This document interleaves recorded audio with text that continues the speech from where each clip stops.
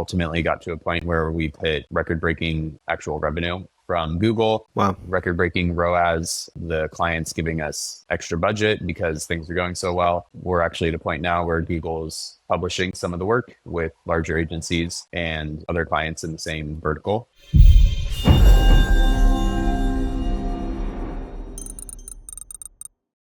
Hey, what's up, everybody, and welcome to Growth Mentors, the podcast where we share snackable growth hacks, strategies, and best practices in how to drive maximum marketing impact and grow your bottom line. I'm your host, Matt LeBlanc, and today we're going to be talking about how to best leverage Google's most technologically advanced AI features to drive growth in your business or your client's business.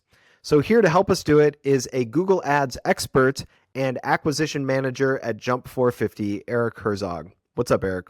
Doing great, Matt. Good to be back. Good to see you. Eric, talk me in here a little bit. I know that there are sort of like lots of features that this sort of umbrellas, but what is kind of the core of what we're talking about here? Yeah, definitely. So we're doing a lot of really cool things for some of our big clients in terms of just like breaking records, using Google to really help us get to that level. So today I really wanted to just talk to you and everybody else about how we're leveraging some of these new features within Google, specifically value-based bidding, broad match, keyword targeting, and some of their new campaign types like Performance Max. Excellent. So just to kind of like jump right into the meat of this here, how do you get to the point where you feel that value bidding and target ROAS is the optimal bid strategy? Yeah, so that's a great question. I think it really comes down to understanding your own business data, your client's business data, and going through the entire flow. So the reason I really wanted to talk through this was for one of our big travel industry clients that I've been working with for, it's been about a year and a half now. We're making huge strides working with the Google team, and how we got to this point, provide a little bit of backstory here, is the way we were doing things in the past, or people who were managing before, had a very narrow focus on the business. And so they were just trying to drive a static event, and by a static event, just like a booking or a purchase, and really treating all of those bookings or purchases the same and giving them the same value. What we were able to actually find through digging into the data is that all of these bookings or these purchases were not equal. So think of it like like an airline flight, right? You can buy the seat in the back of the bus for a certain price, or you can get a first class ticket for, significantly more. The thing that we were doing in the past was we were just trying to get as many of those seats as possible filled. Whereas now within Google's ability and technology, you're actually able to train the algorithm to pursue more of those first class tickets, for example. So through digging into the data here, understanding what we're actually passing back to Google, we're able to get to a point where we could say, hey, ticket A is 10 times more valuable than ticket B. Let's encourage Google to go get us as many of those ticket A's as possible. And that's really how we got to a point where we're now able to bid for value, right? So we're actually bidding for revenue, not just those purchases, and ultimately gotten to a point where we've had enough consistent revenue data being passed back into Google that we can then train the algorithm to drive us revenue for a target return on ad spend. So that's the whole TROAS component of value bidding. Wow. So what components do you look at and dissect to reach this conclusion? Yeah, so I think it really just comes down to your actual business data, right? So going back to that difference between, do we want just a volume of tickets or purchases that have the same value, or do we want to try and drive a higher order value, and actually look at the revenue behind that purchase besides just focusing on that purchase event? So we'll probably talk to it a lot within the podcast here, but it's the difference between a static event. So that's just like lead gen, for example. Lead gen, that's a static event because you're just trying to get a ton of leads. Whereas e-commerce or these high value purchases, those are the opposite of static events, I guess. So like a variable event, right? Where there's a lot of different values assigned to those based on the amount of revenue that's actually being passed back during that time of transaction. I see. So Eric, what kinds of businesses are going to benefit most from this value bidding? Who should really be listening to this? Yeah. So anyone who has products, services, anything that have various price points. So the most common example is just like e-commerce, right? Let's say you run a bedding store. The cost or the value that you get from selling a mattress is far greater than the value you get from selling some A pillows pillow. or a set of sheets, right? Sure. So, but you still want to sell both of those. The value-based system here is almost like a weighted bidding model where Google will pursue the event that returns a higher value. So e-commerce I is a see. classic business type that can use value bidding. But again, like our client in the travel industry here, they have different price point. Is it a product? Kind of, not really, but it's, they have different tickets that they're selling for different price points that return different values. So it's really anybody who sells a product or service that has things different revenue values can I see. truly win in the Google ad game from using value-based bidding. Right. So if I'm understanding this correctly, then if I was like an e-commerce shop, like you said, bedding, it's literally going to favor higher value products than lower value products, correct? It's going to try. So that's another situation that we run into a lot is there's going to be a lot more people that are buying pillows than there are mattresses, right? Right. So it really comes down to having your campaigns with one specific objective here. So in that scenario where we're selling bedding, like we'll have we would have campaigns that are focused specifically on trying to sell the pillows, and then campaigns that are focused specifically on trying to sell the mattresses. Just because we don't want Google, let's say, if we have those in the same campaign together, Google is going to go get more pillows because it's an easier purchase to pursue because it's a lower barrier to entry in that situation. Mhm. So that's why we like to have things segmented and give campaign specific goals. So here's our mattress goal or our mattress campaign that's focused on just driving mattress sales. Here's the one for pillows, sheets, etc. It's all about how you really set up the campaigns and the objectives that you give it, because Google is really good at doing what you tell it to do, but you have to be your own Diligent. yeah, you have to be really diligent about how you set it up because Google will do what you tell it to do. So you have to have things set up the right way to be able to achieve the results that you're hoping for. Any specific tips or strategies that you can call out here in terms of the way that people should be setting these things up to get the best results? Yeah, I think the main one is just organization.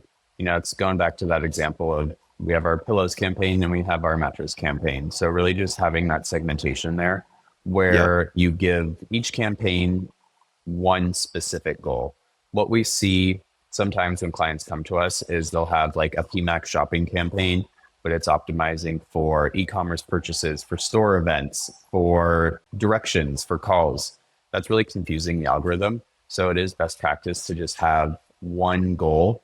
Or I actually just heard this from Google recently. So it's okay to optimize for different events as long as they're within the same overall like consumer journey. So an example of that would be having a campaign that optimizes for like add to cart, initiate checkout, purchase, because those users have to go through all of those events to complete that conversion. Right. Whereas when it gets tricky is when you're telling Google, hey, drive us e-commerce purchases, but also drive us store visits and also try and get us people looking for directions to the store and phone calls. Like, how does Google know which one of those to pursue? And what we'll generally find in a situation like that, Google will drive the highest volume of the lowest value event just because it's the easiest to achieve. Right.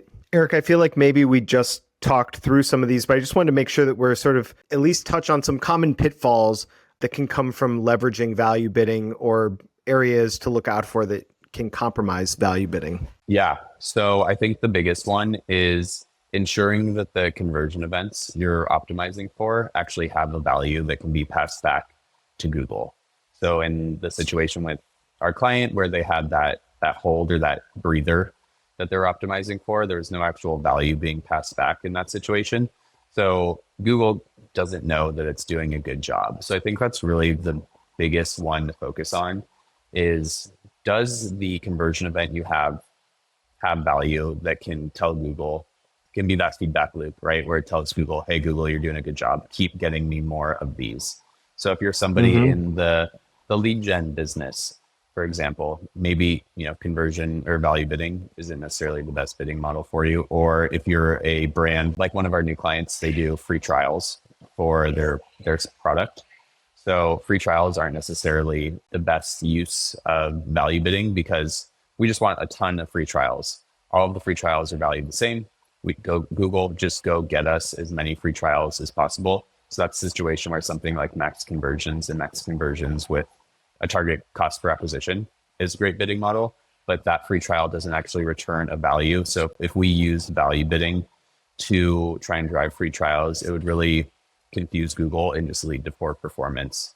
So I think that the big one is just more so understanding your business and the value or lack of value that your conversion events have, and then adjusting your campaigns and bidding as such. I see. What sort of campaign types or features within Google Ads pair well with value bidding? Yeah, cool. So I think this really just ties us back to the topic of the show, is these advanced technological features within Google. The big ones that I see work well with value bidding are broad match keywords on search. Broad match, I think, still kind of people have a bad taste in their mouth about broad match just because it can lead to a lot of irrelevant searches. So you have to be diligent, set up your campaigns right, and ensure you have your negative keywords in place, whatever it may be. But broad match has a lot more technology and just these AI features behind it that the other match types don't. So broad match, for example, can pick up on user IP addresses. It can pick up on user search intent and purchase behaviors across just their web browsing and web behavior. And other match types can't do that. So that broad match paired with value bidding work really well for these high value e-commerce of sort businesses. Another one is my favorite PMax. We actually did an episode about PMax a little while ago. Still using PMax, still learning a lot about PMax, using it in a bunch of different use cases, and still find that PMax with value bidding for some of our really high value e-commerce clients, PMax and value bidding drives a ton of performance. And we're really just figuring out how best to use PMax with value bidding because it's such a winning combination. So I think there's just a lot of opportunity there as well. Eric, can you talk me a little bit more specifically through the case study example that you're sort of bringing to the table here? Can you give me a little bit of a picture of like what was happening with this travel client before, and then what did you do, and kind of what was the sort of like big impact that it made? Yeah. So the situation was we were using max conversions bidding, and we were just driving a lot of these valueless events, and we were just seeing pretty flat performance. You know, we were driving these so-called purchases, which didn't really return any value, and we weren't really getting anywhere. I've been testing value bidding on some of my just traditional e-commerce clients and seeing really good success, and was like, you know what, let's try value bidding for this client specifically because they do have these different tiers of purchases that they're going for. So through a lot of this trial and error of understanding the values associated with each of these events, testing value bidding against max conversions, testing different conversion events that we were optimizing towards, working with our Google team in terms of just making sure we had the test set up right. They were aligned with the vision that we had. We were both working towards the same goal, and ultimately got to a point where we've hit record-breaking actual revenue from Google. Wow. Record-breaking ROAS, the clients giving us extra budget because things are going so well. So we're actually at a point now where Google's publishing some of the work with larger agencies and other clients in the same vertical as ways to, you know, lean into Google, adopt the new features because it can have a great benefit on the business itself. Right. It's exciting to see this success with these tools because it is also new that you're kind of working at the cutting edge of what they're putting out. Is that true? Yeah, definitely. And that's why I think it's so crucial to have good relationships with your Google reps because Google's always working on something. There's always some new beta or alpha that you can test, and they love to work with agencies and just ad managers like Jump who love to test new features, and they'll come to us with these opportunities like, hey, Google's releasing this new beta that does X. Do you guys want to opt in? It's like, yes, definitely. And I think it's just a great way to stay ahead of the game and just keep testing all these new features that Google comes out with. Would you say that's the place that people could kind of like learn more about this is by talking to their Google reps, or is there another place that you could maybe point us to? Yeah, I think internally as an agency, working with your Google team is you're going direct to the source there. I think there's a lot of information around it on Reddit that's not necessarily the most Google approved point of view, Sure. but it does provide a lot of user feedback and just understanding of what people are experiencing when they're testing these things. Yeah. I think Google has they have a lot of publications around these new features and case studies that you can lean into as well. But I think the best way to go about it is really just, if you have access to a team at Google, reaching out to them, really laying out the framework, understanding what you're trying to achieve, what features they have that can help you achieve those goals, and then just coming up with a testing roadmap and putting it in place. Awesome. Eric, anything else that you want to leave us with today on this topic? I think the big thing is, there's a lot around AI, and is AI going to take over the digital marketing space? People who use AI will have the greatest advantage in the space because it is a very helpful tool. A lot of these huge ad platforms are adopting it in a lot of different ways. So I think the best way to really stay ahead of it is adopt the AI tools yourself, put them in place, use them. There's definitely a learning curve. They won't always get you the answer you're looking for, but it's better to test and learn and grow with the tools, I think, rather than just disregard them and then, a year later, you're kind of out of luck. Yeah, it's moving that fast. Eric, thank you so much for the time today, for the story and the insight. And if you are listening and you are interested in exploding your own digital growth, you can get in touch with Jump 450 in the link below in the description. That is www.jump450.com. And don't forget to subscribe for more weekly episodes. We'll see you next time.